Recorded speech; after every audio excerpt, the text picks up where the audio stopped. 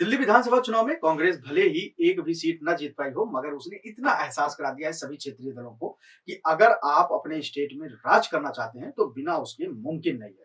कांग्रेस को अपनी उंगली पर बिहार में नचाने वाले लालू यादव को इस बार कर्नाटक के कृष्णा से पाला पड़ा है। बिहार के नए प्रभारी कृष्णा अलावरू से पहले मोहन प्रकाश इंचार्ज थे, जो पप्पू यादव को पुड़िया से कांग्रेस का टिकट नहीं दिला पाए थे। जबकि पप्पू यादव ने इसी शर्त पर अपनी पार्टी का विलय तक कांग्रेस में करा दिया था, सिर्फ इसलिए कि पप्पू यादव से लालू यादव की पॉलिटिकल डील ना हो पाई। वो अलग बात है कि निर्दलीय होकर भी चुनाव वो पप्पू यादव जीत गए थे। वहीं बेगूसराय से कन्हैया कुमार को कांग्रेस चाहकर भी चुनावी मैदान में नहीं उतार पाई, क्योंकि लालू यादव नहीं चाहते थे। कृष्णा अलावरू से पहले बिहार कांग्रेस में रवायत हो चुकी है।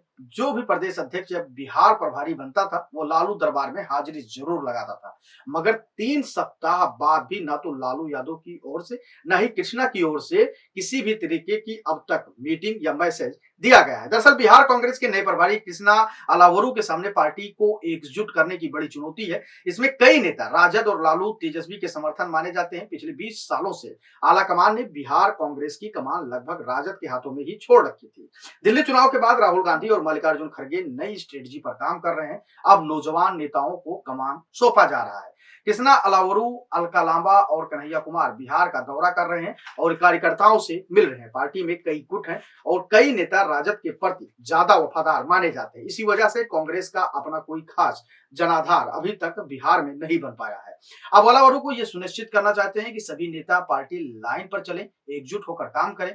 कहा जाता है कि पिछले 2 दशकों में बिहार कांग्रेस में महासचिव और प्रदेश अध्यक्ष पद के लिए लालू प्रसाद यादव की सहमति भी जरूरी होती थी। यहाँ तक कि विधानसभा और लोकसभा चुनाव के टिकट पर भी राजद के इशारे पर ही अक्सर कांग्रेस बांटा करती थी। इसकी एक मिसाल पप्पू यादव और कन्हैया कुमार को माना जाता है।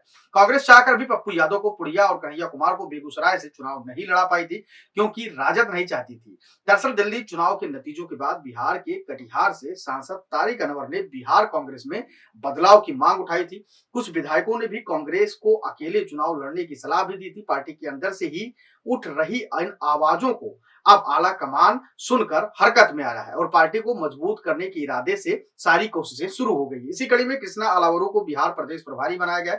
साथ ही अलका लांबा और कन्हैया कुमार ने भी हफ्ते भर पहले ही बिहार में अपना डेरा डाल दिया है। कांग्रेस नेता कृष्णा अलावरू को बिहार कांग्रेस प्रभारी बनाए 3 सप्ताह से ज्यादा का समय हो गया है, लेकिन वो न तो अब तक लालू यादव के परिवार से किसी से मिले, न ही लालू यादव से बातचीत की, न ही कोई मैसेज दिया। क्योंकि राहुल गांधी अगर पटना लालू यादव के परिवार से मिलते हैं, कृष्णा अलावरू को राहुल गांधी के करीबी नेता और युवा कांग्रेस के नेता के तौर पर उनको जाना और पहचाना जाता है।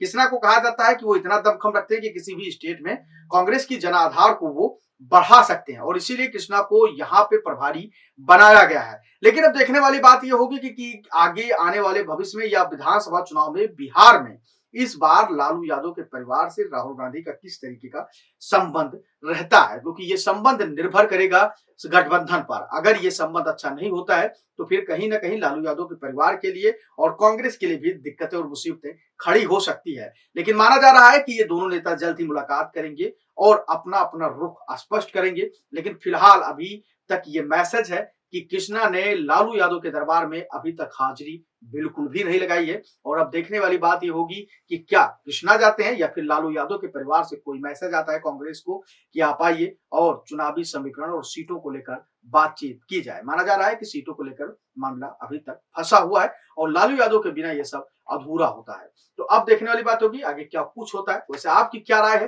कांग्रेस को बिहार में लालू परिवार के साथ मिलकर चुनाव लड़ना चाहिए या फिर अकेले अकेले, और अगर अकेले अकेले लड़ते हैं तो इसमें नुकसान और फायदा किसको होगा, आप अपनी राय हमें कमेंट सेक्शन में दे सकते हैं। धन्यवाद।